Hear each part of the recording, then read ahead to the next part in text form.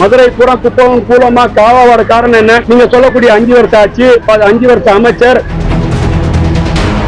இங்க இருக்கக்கூடிய திமுக ஆட்சியாளர்களும் அமைச்சர் பிடிஆர் போன்றவர்களும் வந்து பாத்தீங்கன்னா அந்த பணத்தை கையூட்டம் செய்து மதுரையில 2 அமைச்சர் இருந்தாங்க. அந்த 2 அமைச்சர் தான் வந்து பாத்தீங்கன்னா இன்னைக்கு வீட்டுக்கு அமைச்சிருக்காரு. ஒரு சைடு மூர்த்தி இருந்தார், ஒரு சைடு பிடிஆர் இருந்தார். இவர்கள் எல்லாம் மதுரை பூரா குப்பமும் கூலமா காவாவோட காரணம் என்ன?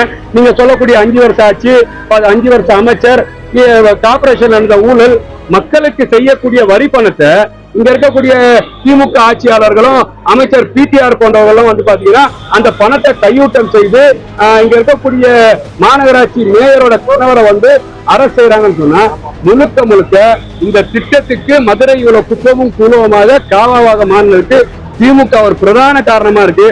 அதையெல்லாம் கண்டிப்பா சரி, மக்களோட கோரிக்கை அதுதான்.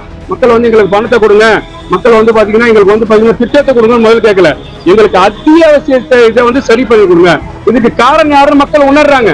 இதுக்கு காரணம் முழுக்க பிடிஆர். இந்த மதுரையில 2 அமைச்சர் இருந்தாங்க. அந்த 2 அமைச்சரை தான் வந்து பாத்தீங்கன்னா இன்னைக்கு வீட்டுக்கு அமைச்சிருக்காரு. ஒரு சைடு மூர்த்தி இருந்தார், ஒரு சைடு பிடிஆர் இருந்தார். இவர்கள் எல்லாம் சரியாக செய்யலன்னு இன்னைக்கு ஆனவல் சீஃப் மினிஸ்டர் மரியாதைக்குரிய விஜய் அவர்கள் மக்கள் வாக்களிச்சிருக்கிறாங்க. துரிதமாக இதுக்கான செயல் வடிவம் தரப்படும்.